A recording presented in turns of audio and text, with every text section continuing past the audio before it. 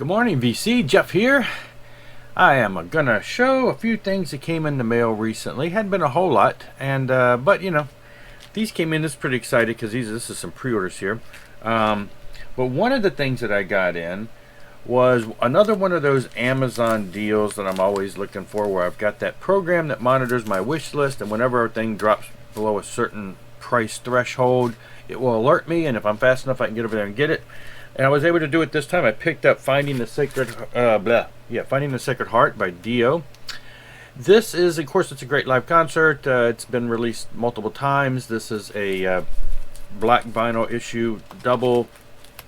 And what it was it dropped down to like $17 as a double record set. It's been hovering in the upper 20s. And the reason for that was because it had cosmetic damage, it says, to the cover, which it does. But it's got a creased corner. You can see that. Pretty good there. And this corner is a little crease. Let me get that picture there. But honestly, I mean, other than that, it was brand new, still in the shrink. Packaging is kind of basic. Great live show, double record set. Trying to pick up as much of this, the Dio live stuff that they've been reissuing. Just picking up, filling in the whole Dio collection stuff. So yeah, for the price, I'm like, I'll take it. I don't mind a little banged up cover. I'm not playing the cover. But anyway, so then the pre-order that came in that we ordered a couple months ago is a little known band called Eternal Ryte. They're a California.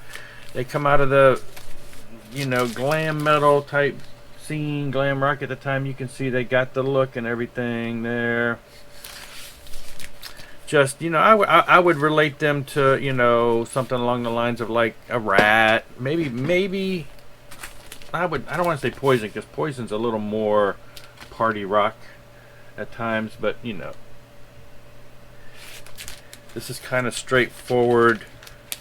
Reminds me a lot of those 80s bands along the lines of Rat and maybe later Poison, not early Poison. Yeah, so this is reissued 100 record reissue. There's a track there. The insert, and it is on standard. Where's the opening? There it is. Just standard black. It is on Rox Records. It's part of the Rox 100. Scott Waters' hands are all over the layout and everything. And then it did come out as a gold disc edition. So I went ahead and picked it up. It was a combo pack.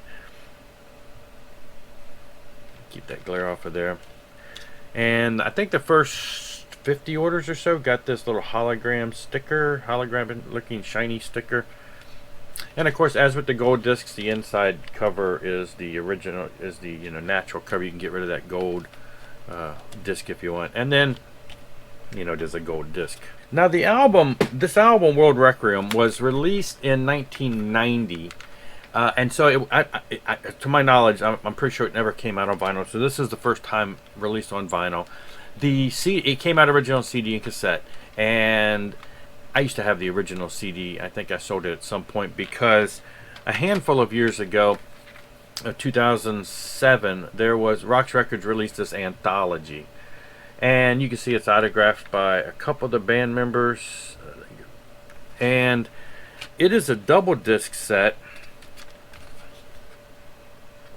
So I replaced it because it's got the album World Requiem on it. Then it's also got the 1987 demo, the 1986 demo, and then some live clips from the Metal Mardi Gras of 1987, the Live Metal Midnight 1989, and Live Metal Meltdown 1990. So it's kind of like all of the recordable tracks that they had. So at that point, I replaced my World Requiem with this one. Now, I would never get rid of this because, of course, it's got all the demo tracks. I learned about these guys back in the 80s with the demos. I had the demos from the band, fell in love with the band. Honestly, I thought the demos at times were better than when they actually got their record, World Requiem came out. I was like, I don't know, it was different.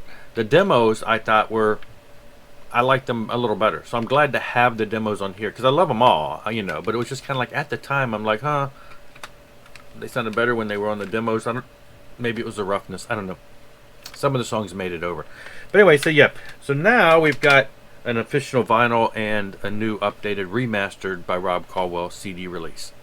Anyway, so that's all for that. Now, the whole thing with Amazon did send me an alert yesterday or day before yesterday, so there were a couple things coming in tomorrow that I'll show. But so over the weekend, I went out to where I have my VHS tape stored. They're all in boxes. I have like 4 big boxes. They're a little taller than the VHS, and then about like this. They're paper boxes, the kind you find the 10 reams of 10 reams of paper in.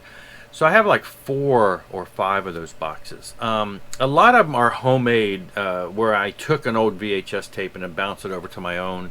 So a lot of them are more or less dubbed tapes, but there are a handful of them that are official tapes. So anyway, I don't want to go through all the boxes at one time, but I figured I'd show a couple of them because these jumped out immediately at me that were really cool. This is Dee Snider's SMF Live, and you can see it's actually autographed there by Dee. And likewise, we got Widowmaker, also autographed by Dee. And I remember these because these are the types that come in the hard shells. I bought these when I went and saw this concert when I lived on Long Island, and I saw them in a club, and I bought these at the club. At the time, both first and second Widowmaker albums were out, so they had sold those. I think I bought Stand By for Pain. I bought the second album at that point, and then I bought this, and I bought this. This did later come out on DVD, which I have, or used to have. I think I have.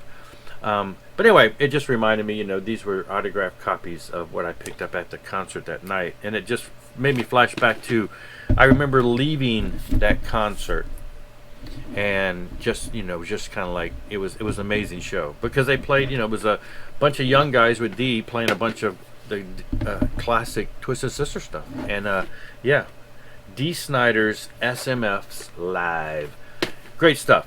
Anyway, I'm gonna go through the box. What I'm hoping is that these will play, because sadly I have had them in storage, and the storage has not been constantly air conditioned controlled, so they have probably been through some pretty extreme summers out there at times.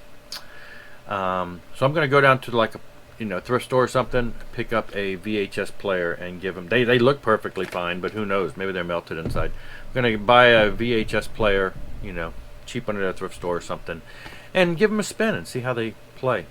But anyway, that's all for now, though. Thanks for watching. I'll be back. Rock on and rock hard.